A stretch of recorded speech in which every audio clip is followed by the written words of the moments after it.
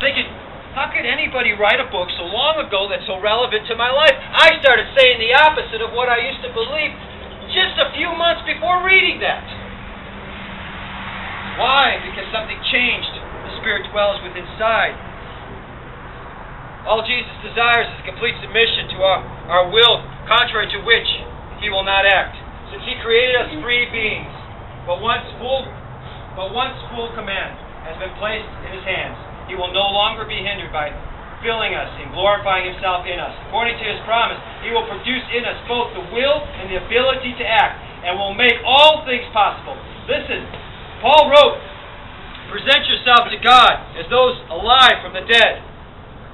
Present yourselves to God alive from the dead. I can tell you, I know what that means today.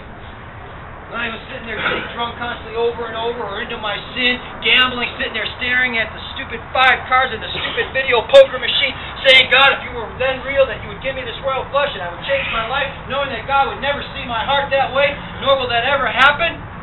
Oh, the devil will bless you financially, and then 24 hours later you'll get blown all away. What he's saying is that I knew that I was dead, and I felt that my life was at a dead end. It stopped. I was doing the same thing over and over again, looking for a different result, and I later found out the definition of that's called insanity. And then my life stopped. I was just dead inside. How many times I wish I'd just died.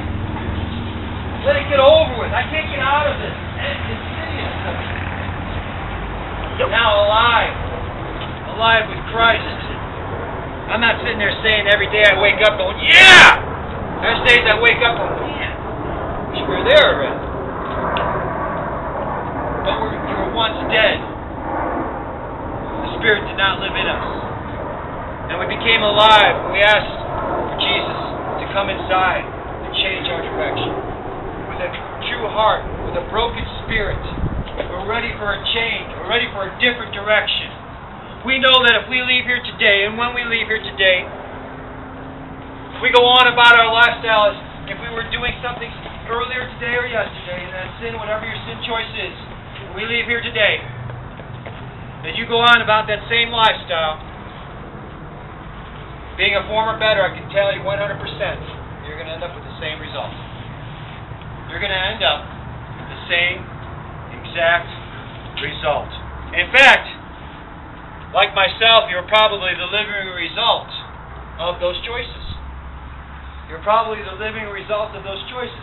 So, if we leave here today going on about the same, looking for the same lifestyle, living the same thing, and not making any changes, and we conclude that we're going to end up with the same result, that means that we're either choosing to have the same result in our life and not make a change. But if you're here today and you want to make a change, again, I ask that you see Pastor Dale at the end of the service. I ask that you grab a Bible and you take it with you. I ask that you open that Bible. And I ask that you pray and that Jesus will guide you to the book of John. As you sit there and read, not for 4 hours a day, I just ask that you read for 15 minutes a day.